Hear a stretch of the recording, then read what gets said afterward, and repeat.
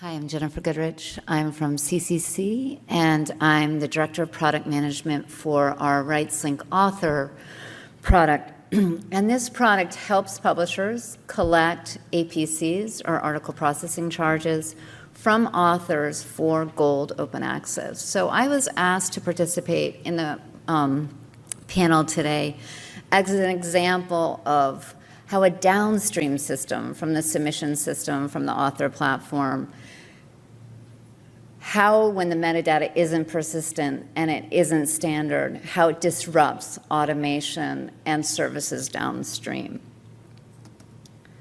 So I'm going to talk a little bit about open access and why the metadata matters, what's working well and what's not working so well, and some recommendations.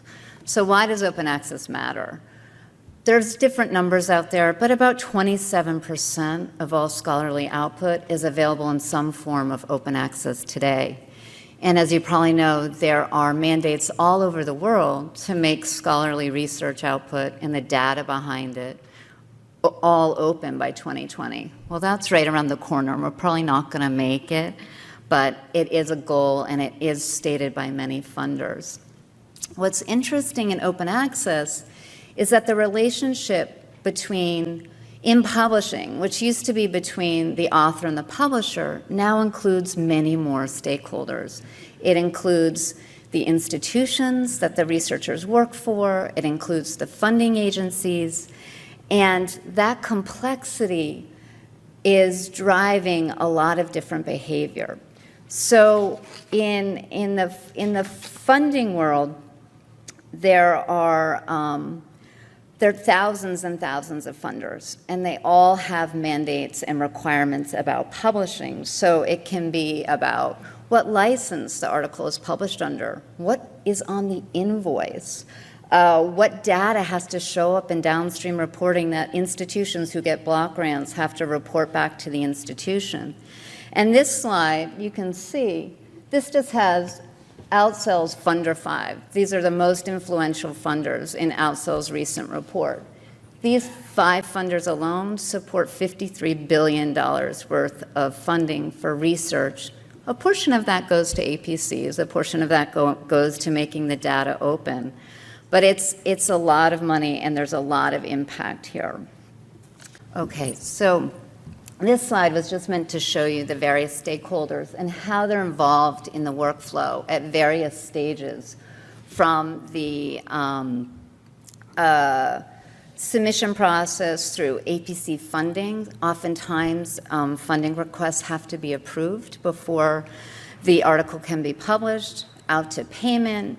And what I really loved about what Ross Pine at Springer Nature recently did is they've done a series of interviews and surveys with their authors. And the number of authors believing that OA is the future is changing. So in their last one, 91% of authors agree that OA is the future.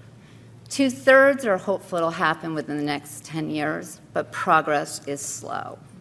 So with open access, metadata is really the fuel for automation. And automation requires that the metadata is standardized, it's persistent, it's always present.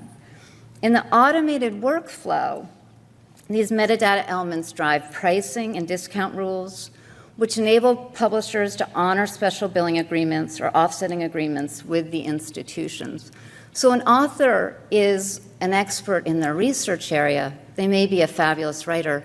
They don't really know the mechanics of paying an APC. So any time that we can automate the process and make it very author-centric and institution-centric and funder-centric, the better it is. The automated workflows also provide the institutions and funders with the pertinent and accurate information through the funding approval workflow, which decreases the number of touches and minimizes offline manual efforts, which can be costly and time-consuming. So open access, part of the uptake of open access is driving up the costs and making it easier for everybody. Any time that the automation gets disrupted by the lack of metadata, so if a publisher wants to honor a subscription level of a subscribing institution, but that affiliation doesn't come through, that Ringgold ID isn't passed to us in the metadata, we can't fire a rule that discounts that APC based on that Ringgold ID. So there's lots and lots of big deals and offsetting agreements out there, but without the author affiliation, without the funding information, without being able to dictate what license should be applied to the APC automatically, everything breaks down.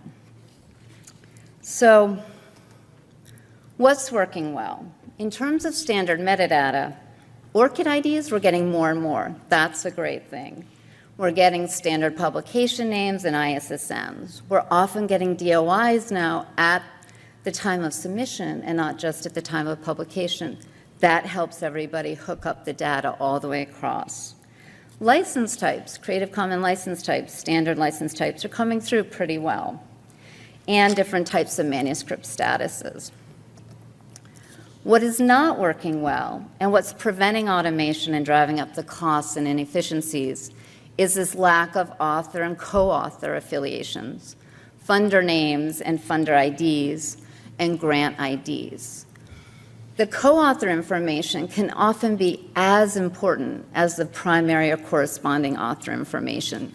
So as you're working to get your metadata in order, it's super important that you're also getting accurate affiliation and grant information for the co-authors on the papers. Here's a really nice quote that I really like, because this is the impact when the metadata doesn't come through. I'll admit that one of the main reasons that we have to reject funding requests is because they haven't given us the funding information in the first place. The funding is the one piece of information we very rarely get. So vendors like RightsLink have built all of these sophisticated tools for automating the APC payment, approval, and reporting workflow. But the success of these tools is really partially predicated on publishers' upstream systems, their submission systems, their author platforms, their membership systems, and/or production systems, passing that data down to us. And those systems are responsible for collecting the key metadata about the manuscript, the author, the research institution, the funder, and the grant, and then passing that down to us. In some cases, like this quote says, it's the insufficient data prevents the approval of the transaction. And if a publisher doesn't pass the licensing information along to other data points, then further down the line, a funder with a particular license mandate, like Wellcome Trust, who requires CC BY, they may not supply further funding to that researcher for their project, for future APCs, even though all of the other necessary pieces are there. This is another impact. A publisher may use our system, but they can't automate their offsetting agreements. So the author can come through and we can fire pricing rules and discount rules, but we can't honor all of that work that they've done with their institutions to say, oh, you know, the first 10 transactions are free, or this institution gets a 15% discount off of our APCs because of their level of subscription. So this is another big problem that we run into. Sometimes the production teams can't go to production because they don't know what the right license information is, and they don't know that the APC has been paid. So that information has to flow from the publisher's system to RightsLink and then back into the publisher's system. They need to be able to take in the information about what license was chosen and was the APC paid. And then there's a lot of impact back to those funders. So that $53 billion worth of funding from those top 5 publishers alone, they all have questions that they're asking themselves about their funding and trying to decide if they're going to keep funding research and APCs and open access. So questions like, is information discoverable? What license was the article published under? What's the impact of my funding? If they can't tie back the funding to articles published and the institutions affiliated there and the institutions that got the funding blocks easily, that makes it really hard for them. So what are the recommendations? From where we sit, we really recommend that you do an audit. There's so many people that we talk to and publishers that we work with, they don't realize how many holes there are in their metadata.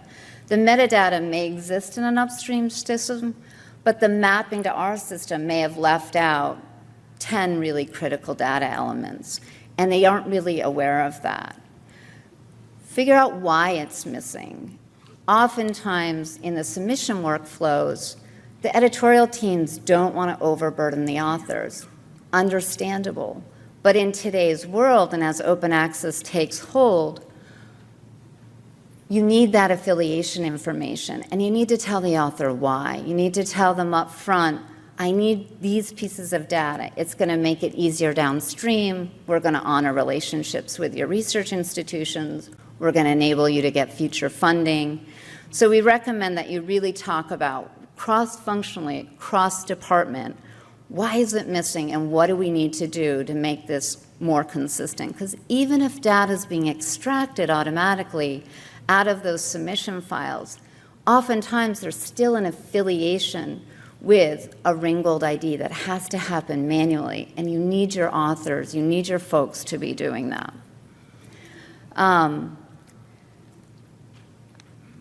think the why is so important, and then you have to collect it always. You can't allow free text. You can't allow going around the standard identifier. So many systems have Ringgold integrations, but then they allow the author to free text an affiliation in. That doesn't work. We can't drive rules off of a free text entry. Nobody can track off of a free text entry. It's got to be from an ID.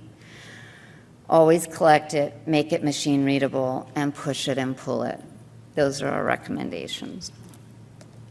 Thank you.